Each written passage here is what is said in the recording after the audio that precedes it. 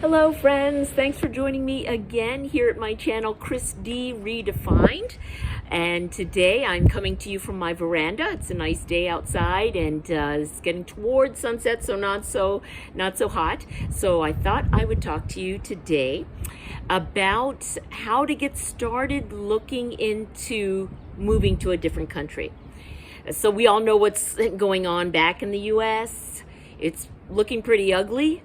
Looks like we've turned into a authoritarian dictatorship back home. So I'm having more and more friends contact me and saying, hey, how did you do that? So I have the first few steps. I'll concentrate on the first few steps in this episode. So the first few things you need to think about are what are the most important things to you in your daily life. So some of you might be on a little bit on the older side, and so healthcare is really important to you, or maybe you have some health issues and that would be a big concern, or maybe your partner does and that would be a concern. So healthcare might be number one for some of you. Others might be more carefree. They just want location. So that might be at the top of your list, but come up with a list of 10 priorities and rank them.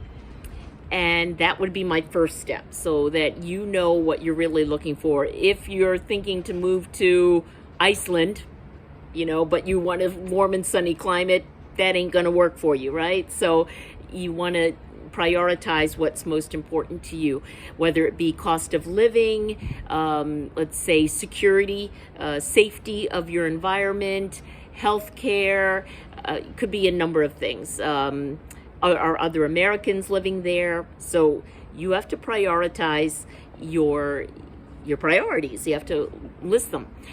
The second thing to do is, although it's nice to dream about being everywhere, Italy or anywhere in the Mediterranean, etc., you should narrow down your choices to your top 3 countries. Okay, given your priorities, do your research. Given your priorities, what are your top 3 countries on your list? I would narrow it down to 3. And then after I narrowed it down to 3, and then, decide, yeah, no, for sure, this is too high a cost of living. We have to start eliminating, and you might get it down to 2. So at that point, after you have eliminated 1 or 2, you're down to 2, maybe at the most 3 countries. Then start your other research, which would be going on to YouTube channels or Googling. I would definitely watch videos. I did it by YouTube. Start YouTubing what's it like to move there. What are the steps people use to move there? And don't just watch one YouTube channel per country. I would choose 3, maybe even 5 YouTube channels to follow, because everybody's got a different journey. Some people had an easier time. Some people had a tougher time. It was more challenging. Some people are older. Others are young with families. So you want to choose different YouTube channels to follow and start watching their journey. All right. So you will find that some of them took a totally different path than you're about to take, and so some of the information might not be as relevant to you. I went the route of student visa, and so that isn't the same as a D7 visa, the retirement passive income visa here in Portugal, or the D8 visa, which is the digital nomad visa, and now the golden visa. They have changed it so much it's almost impossible to get the golden visa at this point. Unless you're super wealthy. Let's see. And then you want to watch all those videos, and that might eliminate 1 or 2 of the countries that that are in the running for your top. So start subscribing. And then once you've narrowed it down to a country, that's going to take you weeks, if not months, to do. You want to also join Facebook groups that talk about moving to that country, or get on Reddit and find out some information on Reddit or Facebook, Instagram, how groups, how did you move there, what are some of the difficulties, what are some of the benefits, that sort of thing. So once you do that, that will take weeks, if not months. Maybe you've got it down to one country at this point. Then you want to start making your timelines. And this is what I did. I actually drew a timeline for shipping my things, packing and shipping, all of your documents. You want to come up with a timeline for your documents. That becomes very complicated. So you want to come up with a timeline for your documents. And for sure you want to contact, once you decide on one country, you want to contact a immigration attorney in the area where you want to settle. Whether you settle in a more rural part of the country or a city, like I settled in Lisbon, capital, easy to find attorneys here. They're all over the place. So, but it might be a little bit harder if you chose Tomar or Evora. It might be more difficult for you to find an immigration attorney.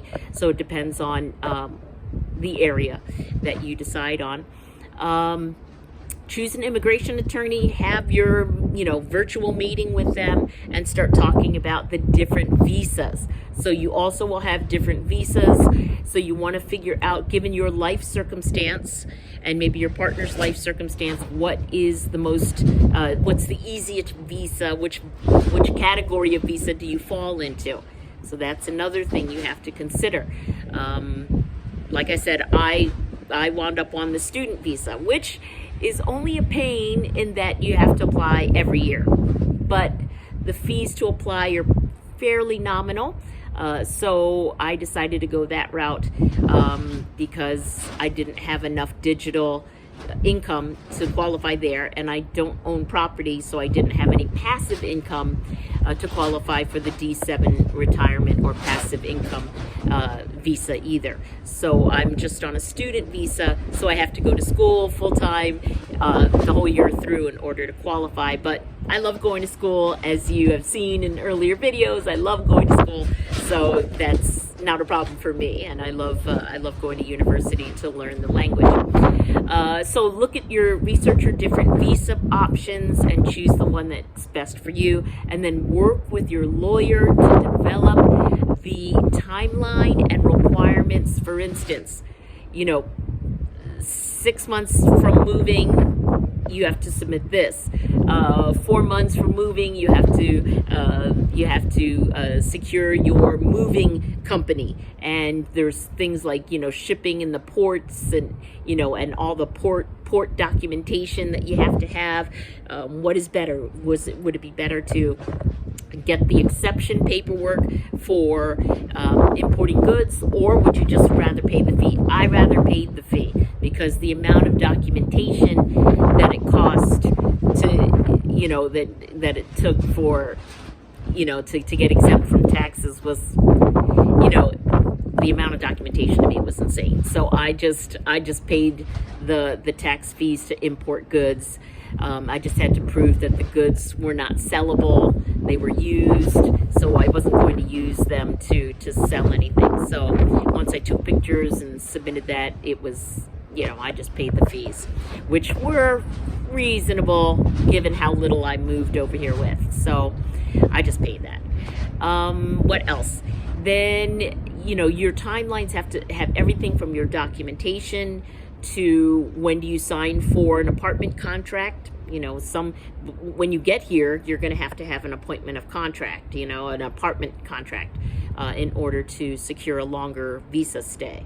So do you come here without, nowadays you can't come to Portugal without a visa. So that means you have to come here as a tourist, secure an apartment, secure a contract, and then go back with that paperwork so that you have that to apply for your longer term visa. So you want to work with your attorney, your immigration attorney from the country you're moving to in order to get it right. Some people do it on their own. I wouldn't do it.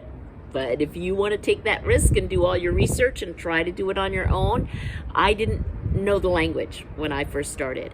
I didn't know any of the systems.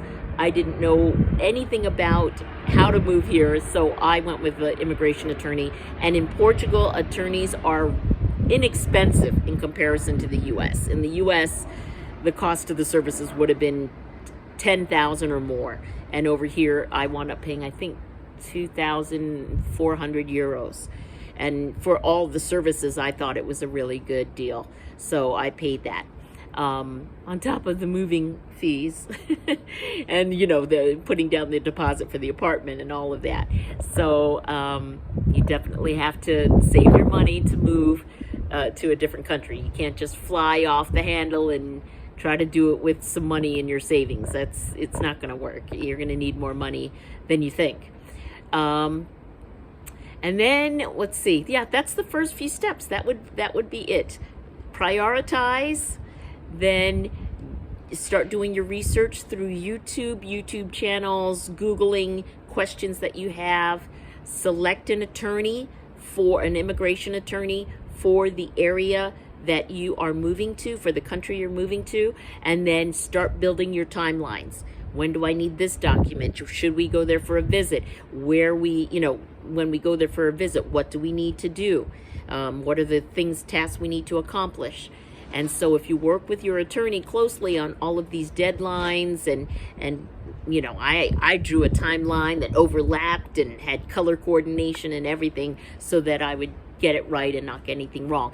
Here in Portugal, if you get something wrong in the process, I mean, it already takes forever to get anything municipal done. So if I made a mistake, it would have added weeks, if not months, onto the process, because things here in Portugal move very slowly. So that's something you want to research too. If you're a get up and go get 'em type person, moving to a more southern European nation like Spain, Portugal, Italy, they don't move fast here. It's like the warmer the country it is, the slower they move. It might go well in Germany, in Sweden, Norway, and some of the northern European countries. It might go a little more quickly, but southern European countries that have nice weather, it's going to be slow. So you're just going to have to live with the fact that it will take you a long time. So those are the first few steps that I would take. Your own personal priorities. YouTube channels for research and Googling everything. And then selecting an attorney and then creating a timeline of all your requirements. Okay, so those are the first few steps that I would take in deciding on which country to move to if this is something you want to do. One thing I do want to point out to those that are considering moving, it's a different country. So if you're only used to the American way, or if you're super, super close to your family, you're going to have to remember that a different country has completely different ways of doing things, completely different timelines, and you're going to be living at least, like Portugal's right on the western coast of Europe, and it's a 6-hour flight to the East Coast where I grew up, where my family is. So it's only 6 hours to Rhode Island, where my brother is, and 7 hours to Philly, where my mom lives. So it's not that bad. As you know, I used to live in Hawaii. It used to take me 15 to 22 hours to get back home. So this is much easier. But you have to think, you know, if you want to live that far a flight from your family. So things not going the American way, all different traditions, all different cuisines, all different ways of doing things, and being far away from family. 2 things, major things that you really should consider when you're considering moving to a different country. So that's what I'll cover. I'll go into other steps as we go further along in this journey together. I'm probably going to talk a little bit about football at the next episode, because football season is about to start. Preseason is over, and the football teams have selected their 53-man roster. So I'm ready to talk about my Philadelphia Eagles. I'll probably cover at least some of that in my next episode. Thanks for tuning in. Don't forget to hit subscribe to learn more about my journey as an estranged parent and as someone who has moved to Europe as an expat. Thank you so much for tuning in. See you next time at Chris D Redefined.